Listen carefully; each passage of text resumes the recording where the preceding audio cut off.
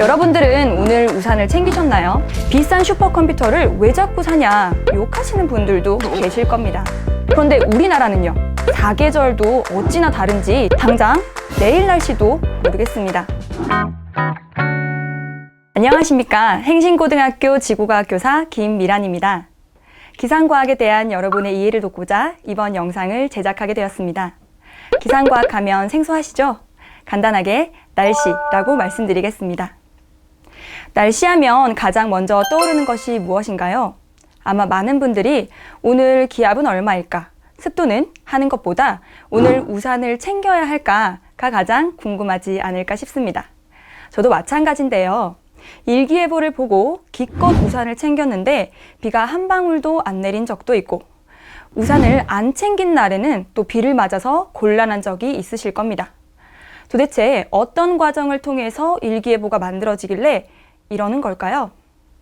일기예보가 만들어져서 여러분들께 전달되는 과정을 지금부터 알려드리겠습니다.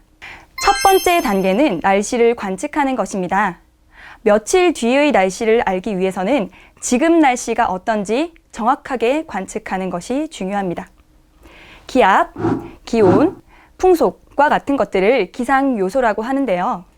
이러한 기상 요소들은 전국에서 동시에 1분마다 관측합니다. 땅에서뿐만 아니라 위성을 통해서 우주에서도, 해양 장비와 배를 통해서 바다에서도, 풍선과 같이 생긴 존대라고 하는 것을 띄워서 하늘에서도 모두 입체적으로 관측합니다. 이렇게 관측한 정보들을 한 곳에 모으는 것이 두 번째 단계입니다. 각 관측소의 자료들은 기상정보통신망으로 연결되어 있어서 신속하게 모입니다. 또 다른 나라에서 관측한 자료들도 세계기상통신망을 통해서 실시간으로 수집됩니다. 전 세계 180개가 넘는 국가에서 각각 관측한 기상 정보들은 어느 나라에게나 열려 있는데요. 북한과도 기상 자료를 공유하고 있습니다. 전 세계에서 관측한 자료들은 슈퍼컴퓨터에 입력됩니다. 세 번째 단계는 슈퍼컴퓨터의 분석입니다. 슈퍼컴퓨터는 많이들 들어보셨을 텐데요. 사실 슈퍼컴퓨터는 아주 크고 속도가 빠른 계산기라고 생각하셔도 좋습니다.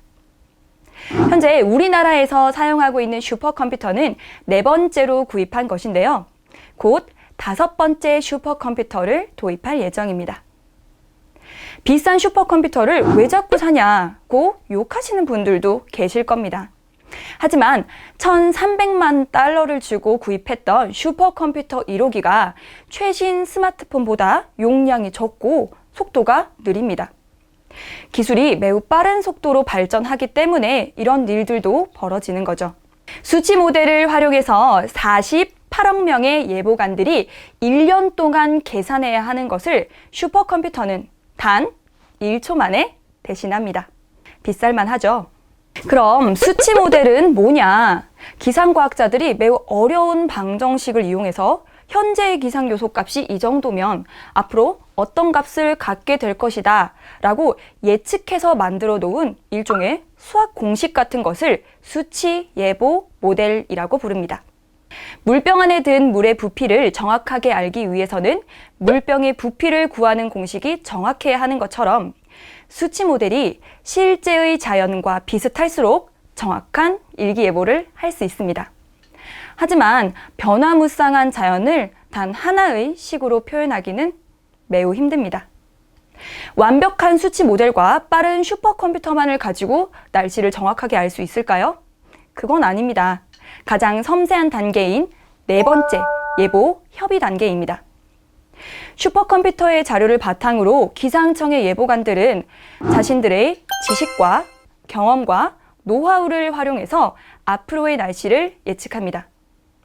날씨를 지도 위에 나타낸 그림인 일기도를 작성하고 일정한 시간 간격으로 작성된 연속된 일기도의 경향성을 보기도 하고, 또 이전의 날씨 변화를 참고하기도 하며 짧게는 30분 뒤의, 길게는 열흘까지의 날씨를 예측합니다.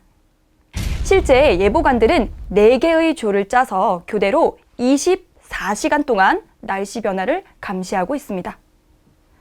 각 지역의 예보관들은 자신이 맡은 지역의 날씨를 분석하며 전체 예보관들은 영상회의 시스템을 통해서 서로의 의견을 나누고 치열한 토의 끝에 예보를 최종적으로 결정하게 됩니다. 매일 하루에 3번씩 회의가 이루어지며 기상재해가 발생할 가능성이 있을 때는 수시로 토의를 해서 더욱 정확하고 신속한 날씨 예보를 위해서 노력하고 있습니다. 마지막 단계는 예보 및 통보 단계입니다. 예보관들이 앞으로의 날씨를 예측한 결과를 발표하는 것을 예보 생산이라고 합니다.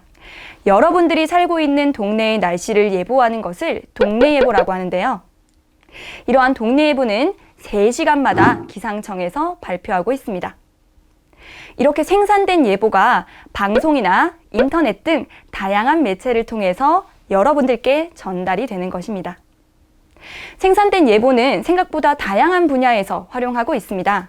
산업뿐만 아니라 교통이나 국방에도 활발하게 활용되어서 국민의 안전과 건강을 지키는 데 도움을 주고 있습니다. 여러분들은 오늘 우산을 챙기셨나요? 기상청 예보관들은 본인이 기상청에서 근무하는데 비를 맞고 다니면 안 되니까 우산을 항상 챙겨 다닌다고 말씀하시더라고요. 그럼 왜 이렇게 날씨 맞히기가 힘들까요? 다시 일기예보의 첫 번째 단계로 돌아가 보겠습니다. 물병 안에 든 물의 부피를 정확하게 알기 위해서는 부피를 구하는 공식도 중요하지만 물병의 높이나 물병의 지름을 정확하게 아는 것도 매우 중요하겠죠.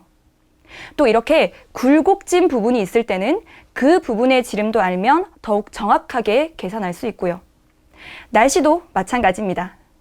최대한 정확하고 다양한 기상 요소 값을 알고 있으면 좋은데요.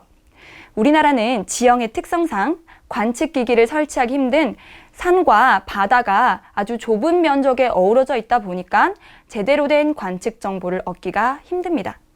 매우 정확하게 관측값을 다 안다고 가정하고 두 번째 단계를 보겠습니다. 각 관측기기에서 보내온 자료들이 한 곳에 모입니다. 그런데 몇 초 뒤에 갑자기 난류라고 부르는 돌풍이 불기도 하고 갑자기 바다에서는 용오름이 나타날 수도 있습니다. 특히 여름철에는 대기 불안정으로 인해서 급변하기 때문에 더욱 관측하기가 힘듭니다. 지상에서 관측하지 못하는 기상현상들은 인공위성을 통해서 관측하는데요. 불과 10여 년 전만 해도 우리나라는 기상을 전문으로 관측하는 위성이 없어서 해외의 자료를 사용해야 했습니다. 30분에 한 번씩 촬영한 자료를 얻다 보니까 예보 정확도가 떨어질 수밖에 없었고요. 그래서 2010년에 우리나라 최초의 기상 전문 위성인 천리안 위성을 개발했습니다. 이 천리안 위성을 활용해서 15분마다 우리나라의 날씨를 정밀하게 관측했는데요. 기존의 천리안 위성은 그 수명이 다해서 올 7월부터는 천리안 위성 2A호라는 훨씬 향상된 기술의 위성을 사용하고 있습니다. 이 천리안 2A호는 전 지구를 10분마다, 우리나라 주변은 무려 2분마다 관측합니다. 그래서 태풍과 같은 기상재해가 발생했을 때는 그 이동 경로를 보다 정확하게 예측하는 데 도움을 줍니다. 이제 세 번째 단계를 보겠습니다. 정확하게 관측한 자료를 매우 빠른 시간 안에 모은다고 가정하고 앞서 살펴본 수치 모델이라고 하는 공식에 그 값을 대입합니다. 사실 이 수치 모델은 바둑판 모양의 격자를 가정해서 각 지점의 날씨가 이럴 때 이렇게 바뀔 것이다 라고 예상하는 공식인데요. 촘촘한 그물에 작은 물고기들까지 잘 걸러지는 것처럼 수치 모델의 격자망이 아주 촘촘할수록 각 지역의 날씨도 보다 정확하게 예측할 수 있습니다. 하지만 그물망이 촘촘할수록 그물을 짜는데 오랜 시간이 걸리는 것처럼 격자망이 촘촘할수록 계산을 하는 데는 매우 긴 시간이 필요합니다. 그래서 더 빠른 슈퍼컴퓨터가 필요할 수밖에 없는 거죠. 그리고 아무리 슈퍼컴퓨터가 정확하게 계산한다 해도 사실 이 수치 예보 모델 자체가 매우 이상적인 대기를 가정하고 만든 공식이다 보니 작은 변수들은 고려하지 못합니다. 혹시 나비 효과라는 말을 들어보셨나요? 기상학자 로렌츠가 이야기한 혼돈, 즉 카오스 이론을 설명하는 말입니다. 우연히 1000분의 1 정도로 아주 작은 차이를 보이는 값을 입력했는데 그 결과는 전혀 엉뚱하게 나온 거죠. 나비의 날갯짓으로 발생한 아주 작은 파동이 엄청난 규모의 폭풍우를 만들 수 있습니다. 앞선 단계들이 모두 완벽하다 해도 정확한 일기예보는 어렵습니다. 사실 이건 우리나라의 특징 때문인데요. 우리나라는 국토가 좁은데 여러 지형이 복잡하다고 했죠.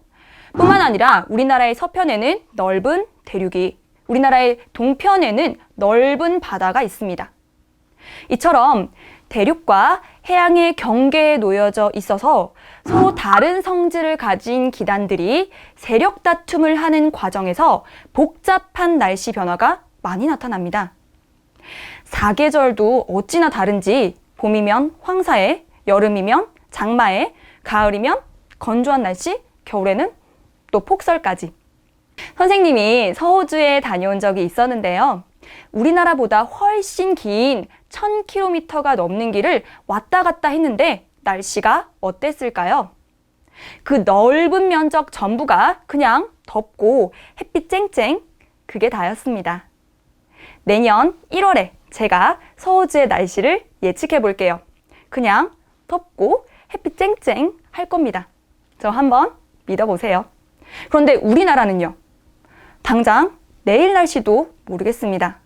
저 나름 기상학도 배웠지만 정말 어렵습니다. 자, 일기예보가 생산되어서 여러분들께 전달되는 과정과 각 과정에서 나타나는 어려움들에 대해 지금까지 말씀드렸습니다. 여러 분야에서 매우 다양하게 활용되는 기상 정보이기 때문에 정확한 예보가 매우 중요합니다. 그렇기 때문에 많은 예보관들이 밤잠 설치며 노력하시는 거고요. 하지만 여러 어려움들이 존재한다는 것을 알고 우리가 기상 정보를 접한다면 새삼 달리 보이지 않을까요? 지금까지 시청해 주셔서 감사합니다.